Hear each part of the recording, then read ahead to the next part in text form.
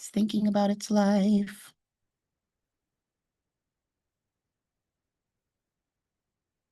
And wait and sit and we wait. Now, I think click here and chat. Yay, we should be live. And I'm going to share my screen and we're going to get right into it.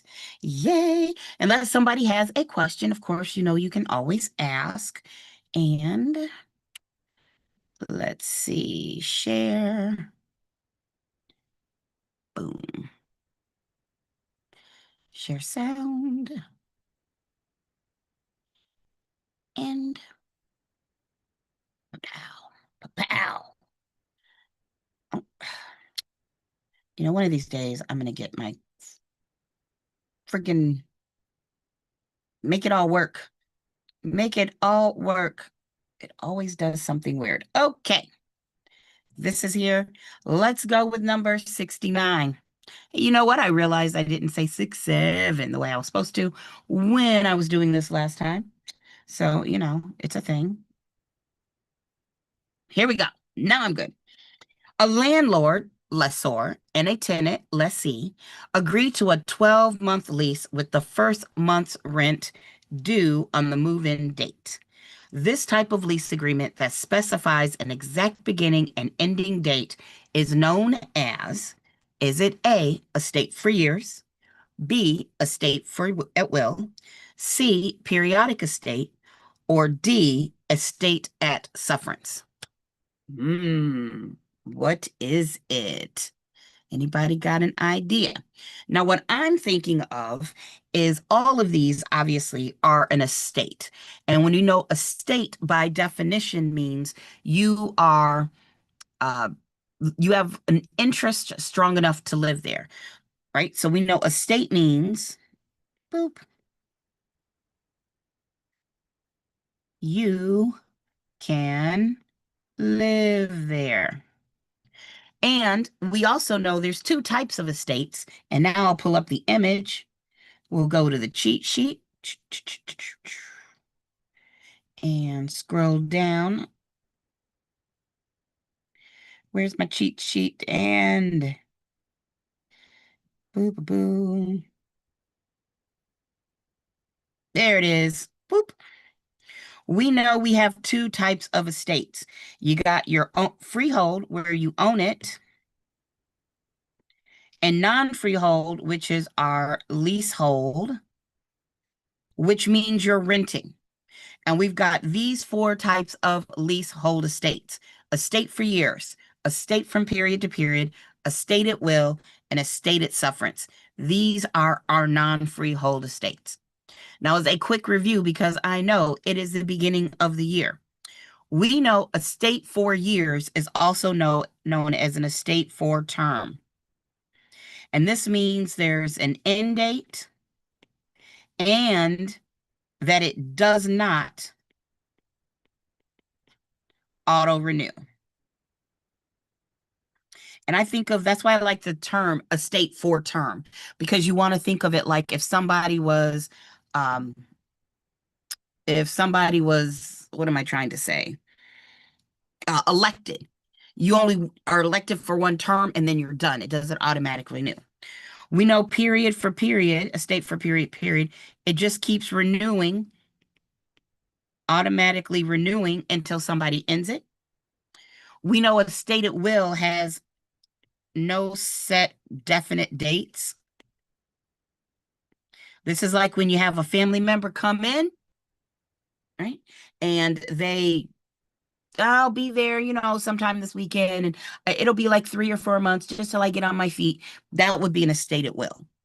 And notice, you can't get to an estate at sufferance unless you go through one of the other estates. Because the first three means you have the legal right to be there.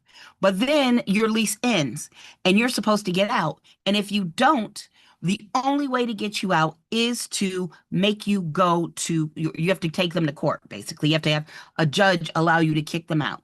And that time period between when the lease ends and then they have to get out, That is an estate at sufferance. The landlord is suffering through that person being there, right? So the landlord is suffering. So with that little review, let's take a look at what we got here.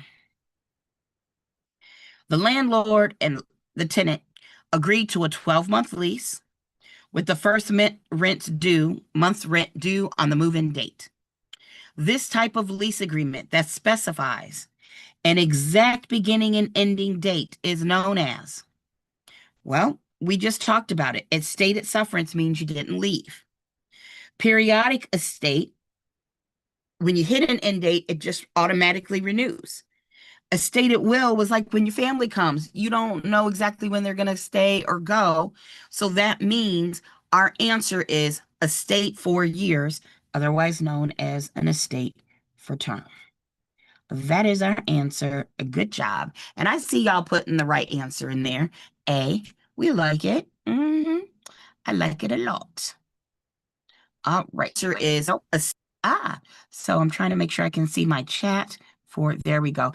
Hey, Trix, thank you. I'm happy to be back. Yay. I really am happy to be back. All right, number 70. A landlord sells a residential rental with tenants being in it under a lease agreement. What happens to the existing lease after the new owner takes title to the property? A fancy way of saying all of that is, hey, I have a rental property and I want to sell it to somebody else. Can the new owner kick out the people that have renting, or do they have to honor it, or do they have to renegotiate? What's going on?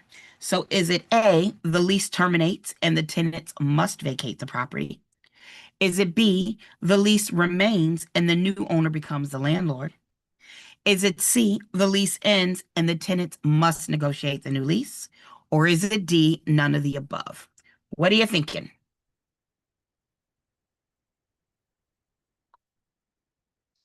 All right, Trix, you said B. Anybody else with a thought? B, Caroline says B. I love it. Love it. Caroline says B. All right, and you all are great because B is the right answer. Remember, going back here, these are all estates. So even if you're leasing, that, remember, with your bundle of rights, you get the right to live there. And if you own the property, you can take that right and give it to somebody else. When you sign a lease, you now have the right to be there, and nobody can just take that away from you, right? Because it's the right to live there. The question is, do you own it or are you renting it? So since you have that right, the new owner must continue that right. Now, after their lease ends, okay, you figure it out, but you have the right to be there. So good job, ladies. 71. A commercial tenant has a net lease agreement with the owner, the landlord. Which of the following statements best describes this lease arrangement? So a commercial tenant has a net lease agreement with the owner, and what describes a lease agreement? So is it A, the tenant pays rent and some or all of the property expenses?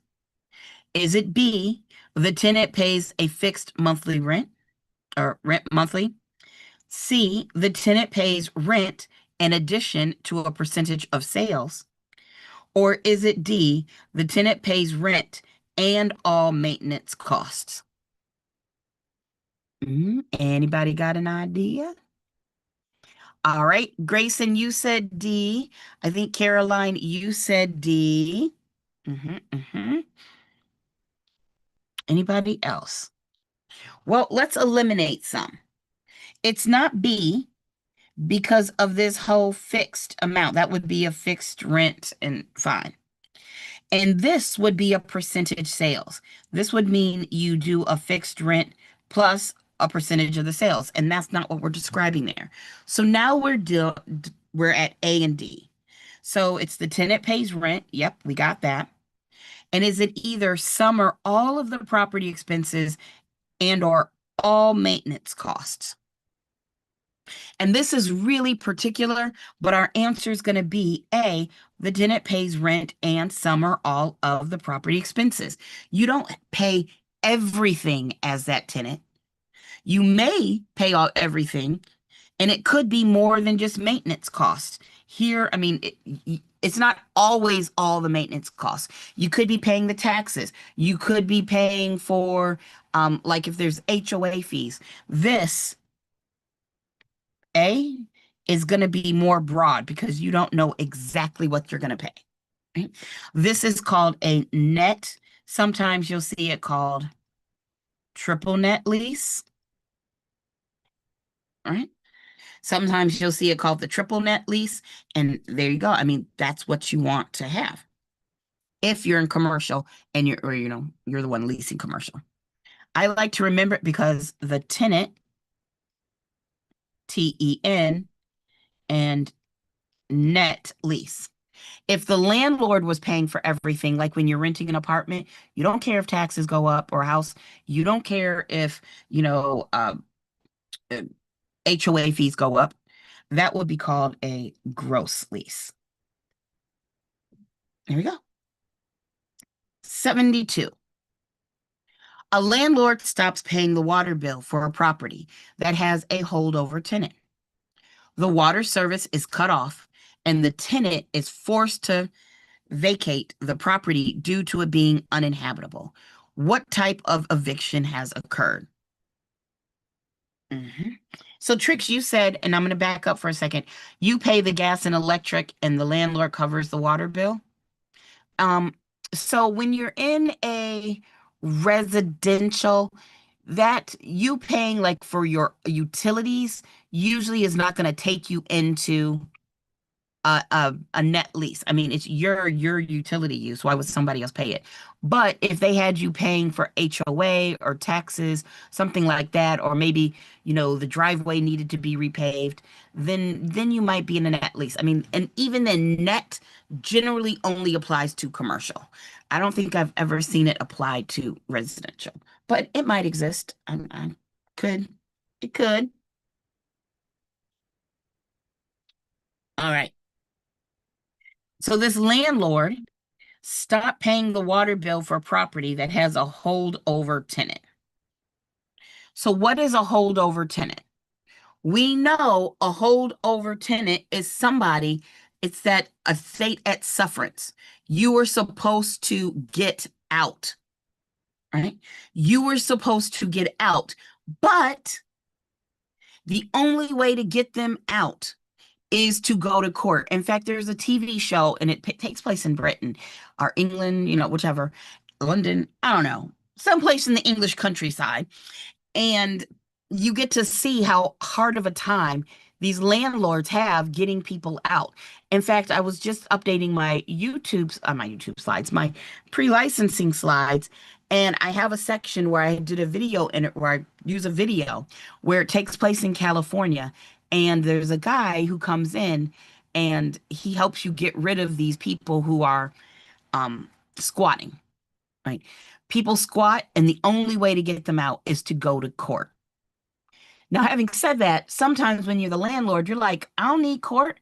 I can get this person out. I'll make sure that they don't want to be there by turning off the water. You can't do that. You can't do that. That is called, and our answer here is going to be, thank you, constructive eviction. Now, let's look at these other choices. A was actual eviction. B is retroactive eviction. C, of course, is our answer, constructive eviction. And D is voluntary eviction. I mean, we're obviously eviction. It wasn't voluntary. You didn't choose to leave. You had to leave because there was no water. Never seen that term. That's not a real thing. Again, with retroactively evicting you, like if they've left, how are you gonna retroactively evict? But the answer is not actual eviction. This relates to those other terms where you've seen actual and constructive, and that would be actual notice versus constructive notice. You would have learned those terms when you talk about the Register of Deeds. Remember, constructive notice is what you're doing when you're giving the Register of Deeds.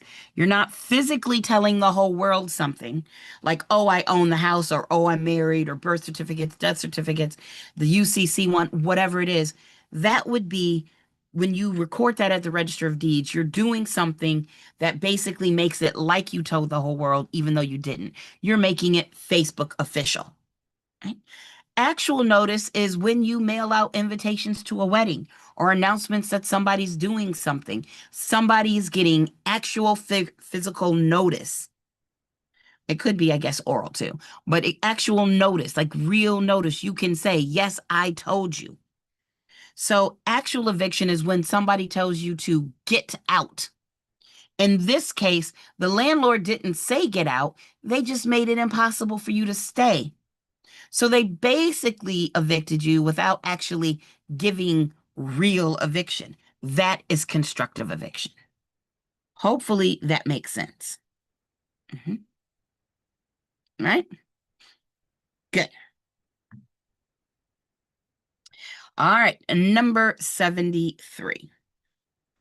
A property management agreement establishes a blank relationship.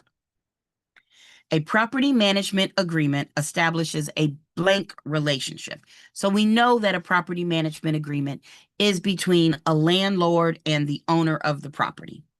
So is that going to be implied agency, special agency, universal agency, or general agency? Well, one of these I can eliminate immediately, and that's implied agency. This is how agency is created. Agency created through implication, right? Implied agency. That's how, not what we're looking for. We're looking for a type of agency. We know general agency is like a power of attorney. Oh, wait, nope, I take that back. I said that wrong the other day too. Dude, universal agency is like power of attorney. General agency is when you have some powers, but they're limited to one area. And special agency is you can make no individual decisions. Now, if you go into sales, that is special agency. If you're the seller's agent and somebody says list the house for 450 and you're looking around like this is clearly a $400,000 house, it does not matter. You are putting it on the market for 450. You don't get to make individual decisions. Right? So it's not special agency because if you're the property manager, there are some decisions that you have to make. There are decisions like, and that's why I hired you as a property manager. If I have a property and you're my manager, and somebody calls to say, "Hey, my hot water heater is not working." Do not call me. That's why I pay you, property manager. You go figure it out, whether it can be fixed or it needs to be replaced, and then you let me know.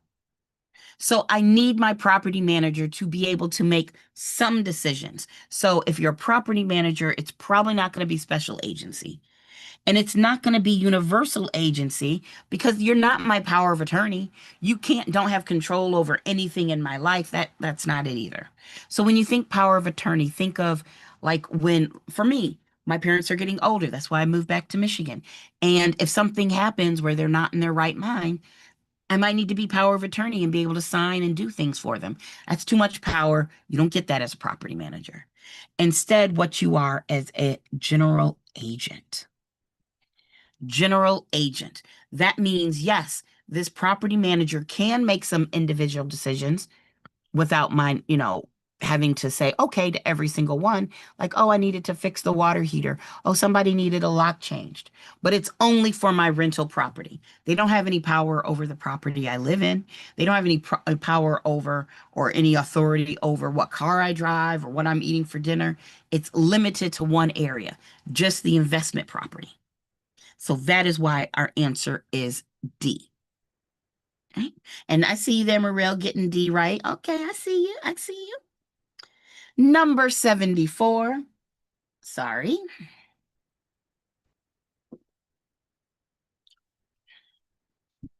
What is the importance of recordation of a deed to a property when real estate ownership transfers? What is the importance of the recordation of a deed to a property when real estate ownership transfers? Is it A, it provides constructive notice and a public record of the transaction? B, it provides actual notice of the sale? C, it validates the home warranty? Or D, it is a requirement to obtain insurance?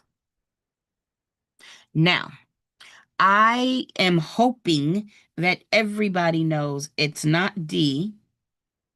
I mean, you don't have to record a deed to get insurance, whether we're talking about title insurance or you might have to record it to get title insurance, but I'm thinking they mean home insurance. It is not C. It validates the home warranty. Not everybody gets a home warranty. Means it's either A or B, and we just talked about it. Does it provide constructive notice when you record a deed, or does it provide actual notice? We talked about this, actual notice versus constructive notice. We got it right here in our notes, like the Register of Deeds. Making our answer A, it provides constructive notice. So it's like making it Facebook official and public record of the transaction. You're basically telling the public. Sorry.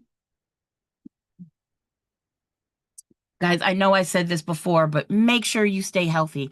Somebody was telling me they heard in the news that this flu I got, they're calling it a mix of flu and COVID and a cold, and they have never lied. It's lingering like COVID in this cough. So I want to make sure that you all stay safe. Do not be like me.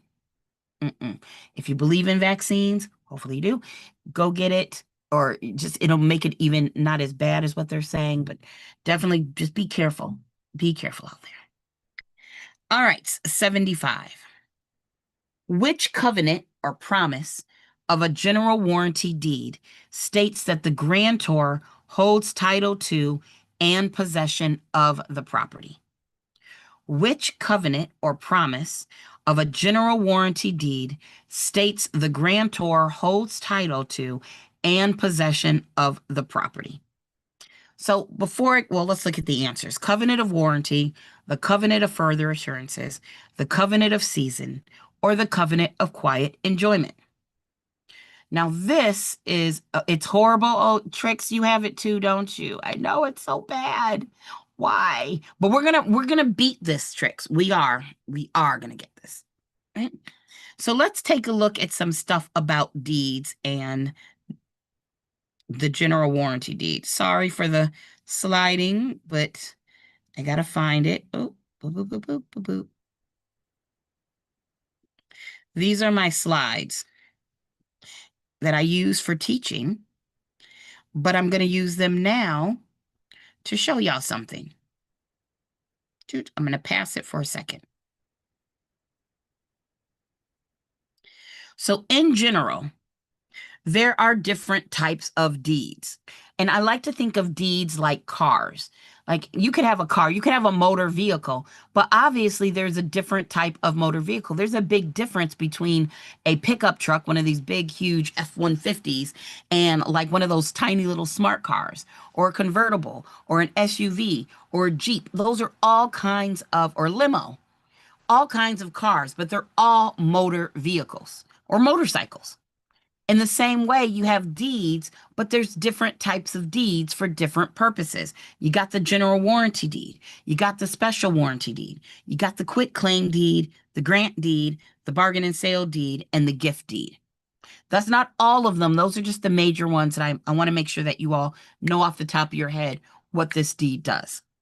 This question, as we saw, is asking us about the general warranty deed.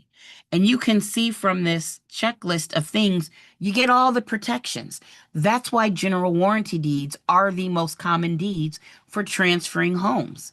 Because it's the seller saying, hey, I'm not only giving you title, I'm not only giving you ownership, but I'm making sure and I'm telling you it's good title. So if I scroll back, here are your general warranty deed covenants. You got the covenant of season, the covenant of right to convey, the covenant against encumbrances, quiet enjoyment, further assurances, warranty forever, and the right to recovery. Now, our question said, hey, which one is the one that says that you own it, right? And that they can live in it, right? So which one is that? And that's going to be our covenant of season. Now, there's a lot of things in real estate as you all are preparing for this test where I want you to understand.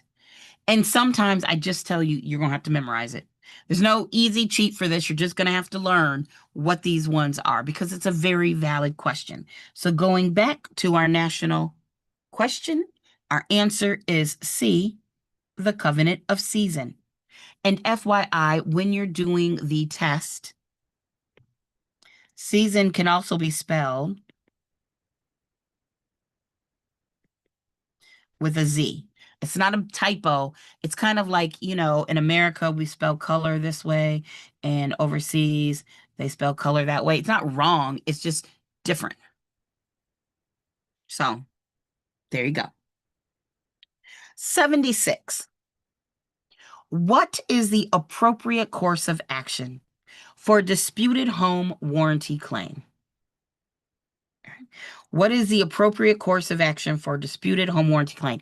Now, I gotta say, I don't think I've ever seen a question like this before, but let's figure it out. Let's see if we can figure it out. Never be surprised if you get a question you've not seen before. You try to use some common sense, and if it's something you truly haven't seen before, it might be one of those test questions. Remember, on your licensing exam, you'll have how many ever questions your state and national section are going to be. But then whoever's giving you the exam is probably going to have some testing questions. Like they're trying to see, oh, is this a good question? Or are we getting too many people getting it wrong or right? So sometimes if it's something like this, they could be going, is this the test we want to include in our bank of questions? So let's look at it. It's a disputed home warranty claim. We got mediation followed by arbitration if unsuccessful. Arbitration followed by mediation if unsuccessful. Civil hearing followed by arbitration if unsuccessful. Or negotiation followed by lawsuit if unsuccessful. So, this is assuming you know the difference between mediation and arbitration. And again, I'm not overly familiar with this, but I can tell you a little something. Mediation, if you ever notice when you sign a contract, it'll sometimes say, hey, before you sue me, we need to go to mediation. Mediation is when there's a third party. Something I'd like to do in 2026 is become a mediator. And so let's say I have person A and person B. They're arguing about a contract, or in this case, a disputed home warranty claim. If I'm the mediator, I'm helping them come to a decision. I don't make the decision for them. I'm helping person A and person B make an arrangement that both of them are okay with. It's like you're the middleman, right? You're trying to make it work so that people don't have to go to court. That's mediation. Arbitration is like the next level up. And that's because in arbitration, the person who is the middleman has the right to be like, this is what's happening. I don't know. This is not an option. I'm going to hear both of your sides. This is what's happening. And it's designed to keep you out of court. Because arbitration I'm not going to say it never fails, but the goal is, since that third party, who's usually an attorney or a retired judge or somebody who knows that industry really well, and they've gone through the court system and they've gotten their designations and whatnot, when they say this is what's happening, this is what's happening. Now, sometimes it's just so messy that they end up going to court, but yeah. So it goes mediation, arbitration, and hopefully it ends there. But if not, you'd end up in court. So when we look at our answers, it's not B, arbitration followed by mediation. You don't start off with a civil hearing. Most contracts, including insurance, including your, just all sorts of things in your life. It is, Grayson, it is the same as what happens for divorce. Some divorces, when it's not too bad, they start with mediation. And then if they can't figure it out, they end up in court. So it's not a civil hearing, and it's not just a negotiation followed by a lawsuit. Usually somebody's, already complaining. Our answer is A, mediation. And yes, Grayson, I love that you put that together. Yay. Yay. All right. 77. A wonderful year, if I do say so myself. It's when all the best people were born. Huh. Yes, I was born in the 1900s.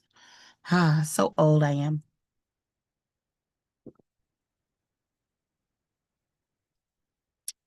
All right. Federal fair housing laws are intended to protect citizens from discrimination and include the following 7 protected classes.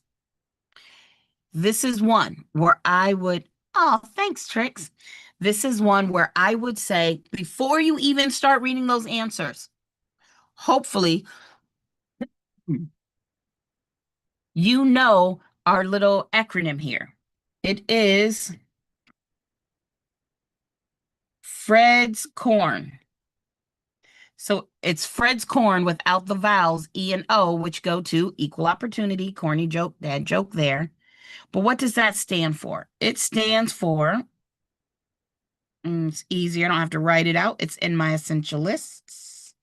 Do, do, do, do, do. Here it is. These are the federal fair housing classes, protected classes. Remember, different states have added something to this as well. But if you're talking about from a federal level, this is what Fred's Corn stands for. It is F, familial status, meaning you can't be discriminated against because there's kids. There's race. You obviously you can't discriminate based on race, right? And that's going to also include ethnicity. You can't discriminate against somebody when it comes to housing, when it comes to a disability, whether it's mental or physical. You cannot discriminate based on sex, which is going to cover sex, gender, and sexual orientation. You cannot discriminate based on the color of somebody's skin. You cannot discriminate based on their religion or lack thereof. And then you cannot discriminate based on national origin, which again, ethnicity can kind of go in there. So we know it's Fred's Corn. We want to remember those. And now we can go back to our thing.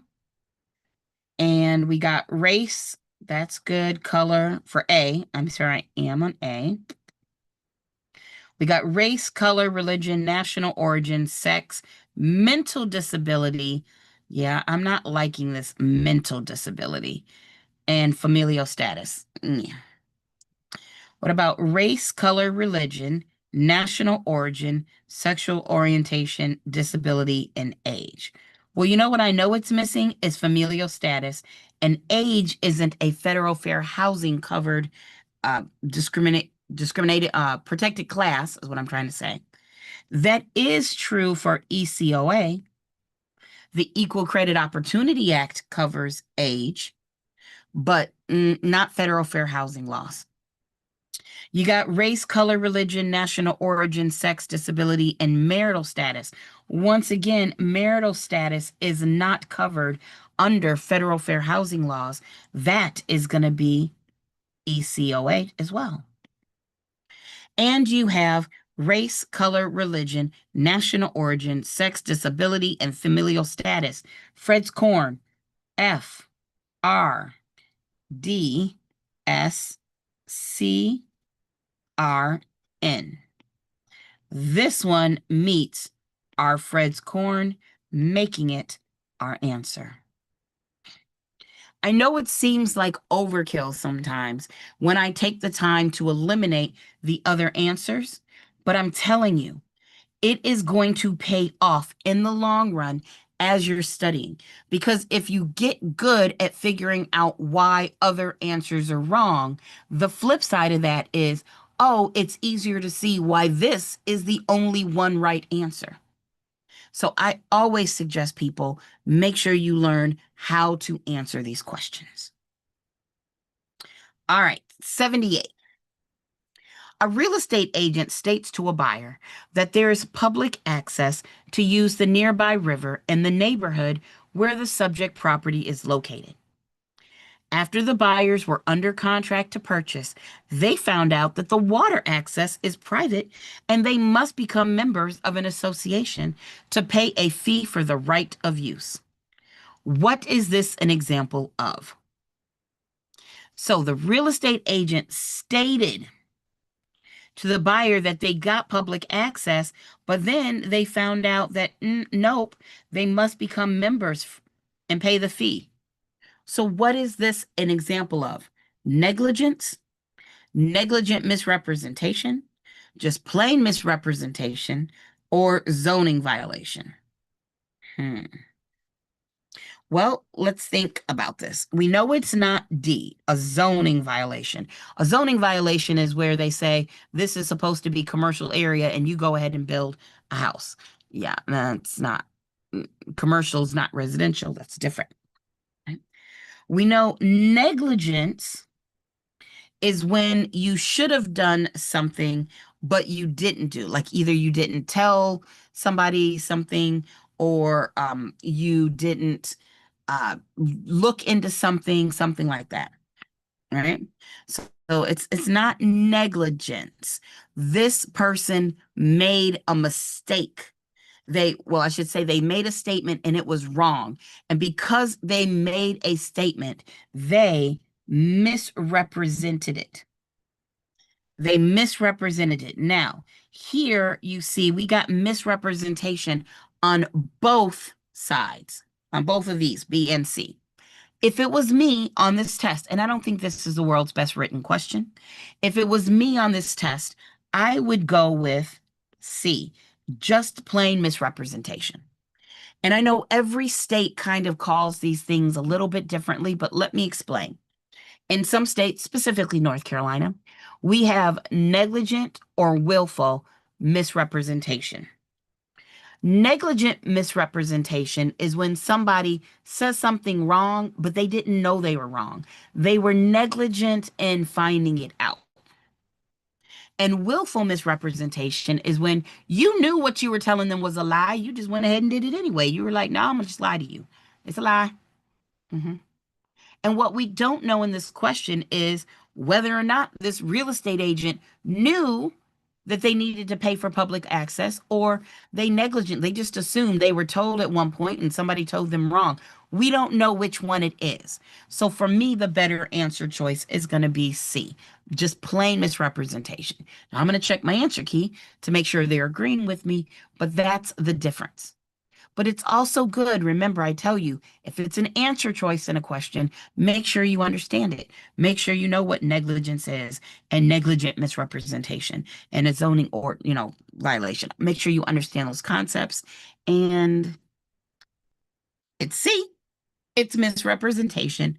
Boom, shakalaka, boom. All right, 79. A fully executed contract is in place with a closing date in 15 days. Now, let me stop right there. A fully executed contract is in place with a closing date in 15 days. This word executed, we know that that can mean two things. On the test, for most states, you're going to have options in the contract law between executory versus executed. This executory means you're under contract. You're trying to get under, or you've gotten under contract. The buyer signed, the seller signed, everybody knows, and it's pending. And executed means fully performed, right? Then this sentence doesn't make sense. A fully executed contract is in place with a closing date in 15 days. However, this is where, you know how we are with the English language. Sometimes words can have more than one meaning. So when they're saying an executed contract, Grayson, you're exactly right. We mean signed. We mean it's been fully signed. And I know it's hard. I don't have a good way to tell you which is which, but just know if you're talking about the signatures on a contract, they'll say it's been executed. But if you're talking about the contract itself, while you're under contract, it's executory. And then once it's fully been finished, it's executed. That's just a weird word. I wanted to make sure we covered that. So a fully executed contract is in place with a closing date in 15 days. The buyers agree to additional terms that allow the seller to remove a chandelier and a porch swing in exchange for $500 credit. All right. The agents draft up an addendum to include this change and instructs the party on how to sign. What violation has occurred in this situation? So let's read this one more time because that's a lot going on. A fully executed contract is in place with a closing date in 15 days. The buyers agree to additional terms that allow the seller to remove a chandelier and the porch swing in exchange for $500 credit. The agent drafts up an addendum to include this change and instructs the parties how to sign. What violation has occurred in this situation? So basically, there was a change to the contract the buyers and sellers wanted. It was the agent who created the language to change that contract. And then they said, oh, yeah, this will be fine. So is this A, failure to meet the original agreed upon terms, B, unauthorized practice of law, C, misrepresentation, or D, fair housing violation? Well, I think we all know we can eliminate D, fair housing. Come on, pencil. Fair housing violation. And we just said misrepresentation is when somebody lies about something. Nothing like that happened in this. But what I do notice is the agent drafts up an addendum. In most states, I won't say all, because in some states it's okay for you to do like fill in blanks or do a little bit of drafting. But for the most part, if you're creating something brand new and you're attaching it to a contract, most places are going to say that is unauthorized practice of law. Why do we say this? And I'll tell you a story. Maybe I've told you all this story before. When I first started in real estate, I had one of the best offices where one of my brokers was an appraiser and the other was an attorney. So they taught me a lot.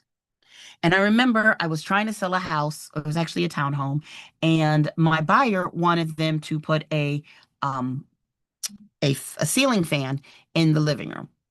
So, me being 20-year-old Candace, bopping along, and I'm like, hey, I'll just write this in the contract.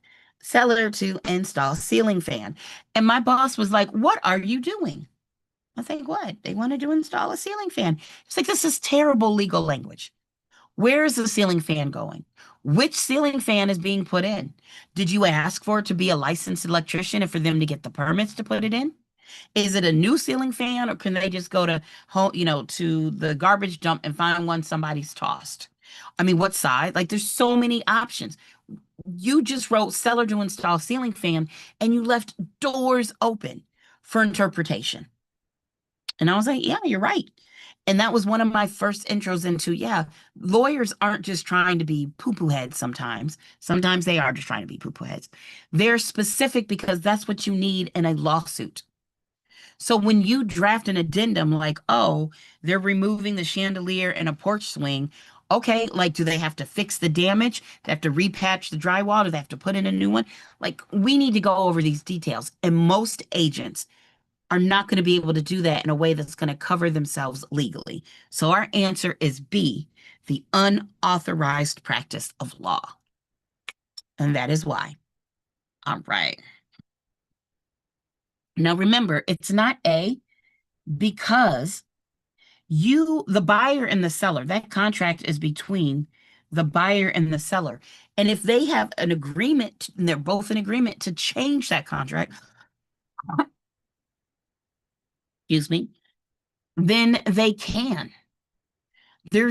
Yeah. Now, if the buyer and seller agree to something, and then one party didn't meet that, they did fail to meet the agreed upon terms, and that would be a breach. And we know some breaches terminate some contracts. Just because somebody breaches a contract, it's not automatically, oh, for all contracts, it's over, you breached. It's over, the contract's dead. That's not true all the time. Don't make that assumption. Oh, it looks like we're getting ready to do some math. All righty.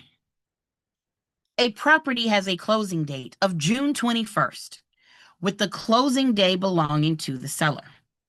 The seller prepays their annual homeowner's insurance on the first of each year in the amount of $3,600.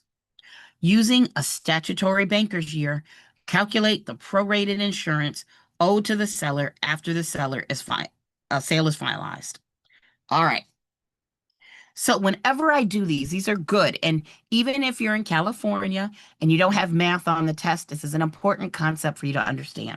So anytime I have questions like this, I like to draw out a timeline. So this is going to be 1-1, and this is going to be 12/30. Now, the reason I'm saying 12/30 is because it says it is a banker's year. And with a banker's year, we're going to assume that every month has 30 days and that the year is 360 days. This is just a way to make the math a little easier. It told me to use banker's year. Right? So we know that we have January 1st, we have December 30th, and the closing date is June 21st. So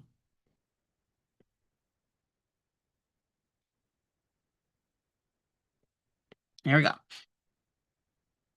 Now, this seller prepaid for their annual homeowner's insurance the first of each year. So they got, and actually I'll do this. That seller prepaid for their insurance for the whole year. In fact, they prepaid that insurance in the amount of $3,600 for the whole year. Now, I don't know about you, but if I paid for something for the whole year and I don't get to use it for the whole year, I would really like a refund. Because remember, the seller owns the house from here to here. And pick a different color. The buyer is from here to here. The seller paid for that insurance policy for a year, but they're really only going to get any use out of it from 1/1 to 6/21, because the day of closing belongs to the seller. The day of closing belongs to the seller, which means the buyer is getting coverage from 6/22 through 12/30.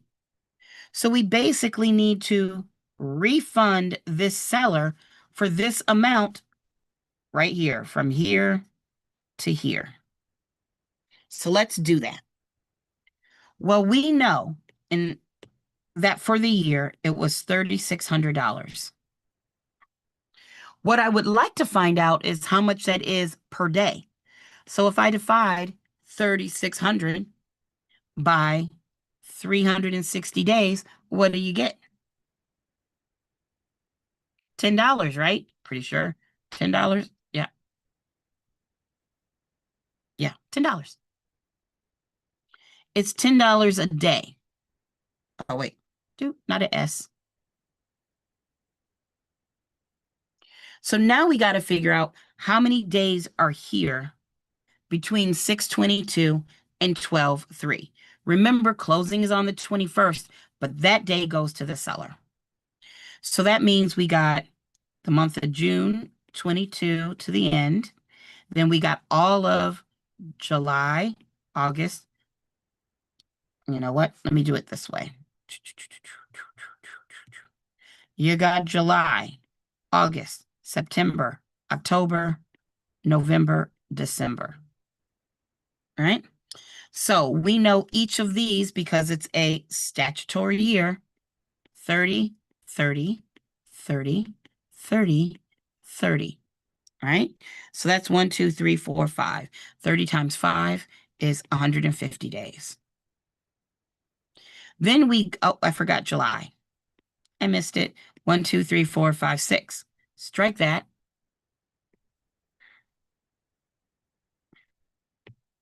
July, August, September, October, November, December. Whew, there we go. So 6 times 30 is 180 days. I was just checking you. I was just checking you all out. Plus June 22nd till the end of the month. So that's June 20. And I like to use my fingers and toes, or you could count it out. You got the 22nd, 23rd, 24th, 25th, 26th, 27, 28, 29, 30. That's 9 days. But let's double check. 22, 23, 24, 25, 26, 27, 28, 29, 30. Yes, 9 days. So that's 189 days. So I'm going to take 189 days times $10 a day, and that's going to be $1,890, which feels about right. Let's think about this. We know that there's 12 months in the year. And you got January to June is the first 6 months, and then you got July to December, the second 6 months. So about half. That seller needs to get back about a little bit less than half because they got some of June. Well, 3,600 divided by 2. Like, does everybody get what I'm saying there? So that feels about right. That feels about right. Do. Yeah, am I good? Mm-hmm. Oh, wait, they didn't get, yeah. Yep, making sure I was good. I think I said that correctly, but if I said it wrong, you know what I meant. So our answer is hopefully 1890. Now, you all know I have not seen these answers, so let's pray I got it right. Hey, the answer's B. The answer's B. Hey, the answer's B. Do a little dance, do a little dance. Look, anytime I get a math problem right, I celebrate it. And especially if I get it right the first time. Because if you've never been in a class with me doing math, you know, sometimes I don't get it right the first time. I mess up numbers all the time. So I say, celebrate your wins. Do a little dance, do a little dance, do a little dance, do a little dance. All right. All right. Next question. 81.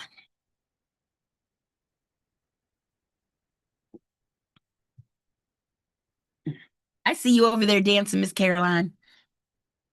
You have built up a great network of other professional service providers that you can give and receive referrals from.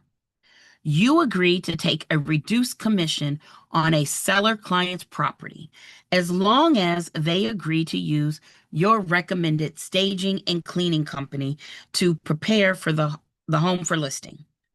This is an example of, is it A, group boycotting? B, price fixing, C, tie-in arrangement, or D, market allocation? Now, all of these, every single one, A, B, C, and D, has to do with, okay, that was terrible. What? I don't know what that was. Let's try it that way. Has to do with antitrust laws. So group boycotting, no, you're not forcing somebody or asking somebody to boycott something. No. You're not fixing a price. Price fixing would be like if, let's say we had you all know this happens. What happens when we had a shortage on toilet paper? Some of those stores try to say, hey, y'all, let's all charge them higher amounts. Like when you try to get together with all the people in an industry and say, let's all charge at least this, that's price fixing. That's not this. A tie-in arrangement is when you say, hey, to use this business, you have to use this other business, right? If you use me, you must use this person. So I like that one. And then market allocation is when you say, hey, you know what? I'm going to take this side of town, and you're going to take that side of town. And then we just, we'll separate the customer so everybody has enough. That's not our answer. Our answer is going to be C, a tie-in arrangement. Now, usually for antitrust, I would say it's more if you use me, you have to use this. So like sometimes, especially new construction, it is not an antitrust violation for a new construction company to say, hey, our house is here for sale for $380,000. But if you use our attorney, we'll give you a $10,000 discount. That's not a tie-in arrangement where it's illegal. They want you to, but you know what? If you don't want to use their attorney, they're not forcing you to, which kind of feels like this. But either way, when you're an agent and you start messing with your commission like this, I would double check before I say like this is perfectly legal. I think since you're giving them the option, you might be okay, but and this is gray. I would not go. I would not go here. But C, tie-in agreements. And let's do one more. A property worth $750,000, must be nice, has a tax assessment rate of 30%. The property is taxed at a millage rate of 30. That's $30 per 1,000. Calculate the total annual property taxes. Let me tell you right now, this was a blessing. I mean, they don't have to tell you that. They would have usually just said, oh, it's a millage rate of 30. So what do we do in this case? We have to find out the amount of taxes. Well, we know we don't pay taxes on value. We don't pay taxes on value. You pay it on the assessed amount. And so the assessment ratio is 30%. So you're paying taxes on 30% of $750,000.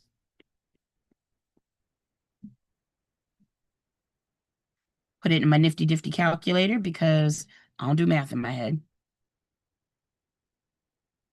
That's going to be $225,000. Right? Now, that's our assessed value.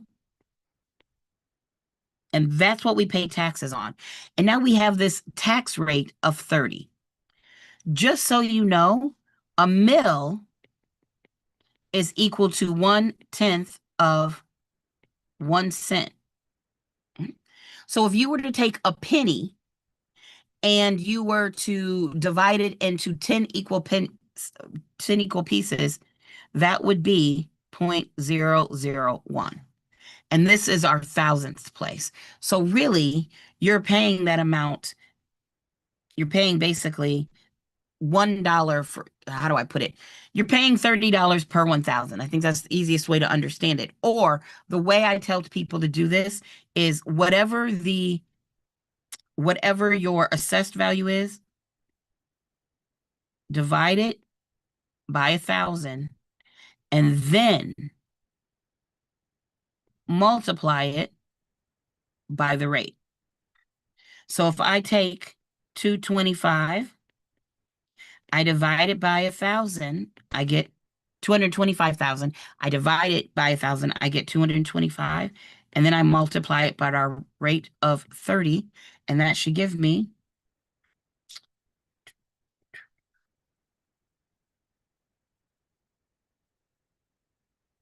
$67.50.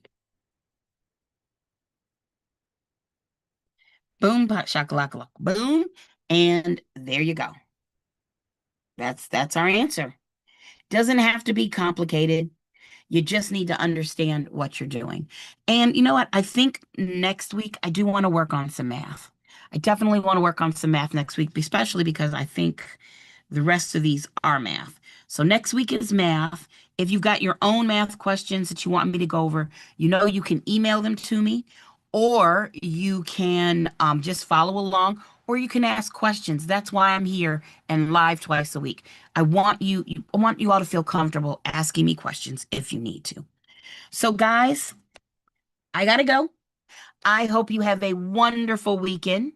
I got to teach a weekend class, so I'm going to start one of those. And again, if you need me, you know where to find me. Study well, study hard, Don't catch the flu. It's not worth it, as me and Trix will tell you. And I'll see you next time. Bye, Okay, Candace. Bye. everybody. Have a great weekend. Yes, Thank you, you Candace. too. You too. Bye.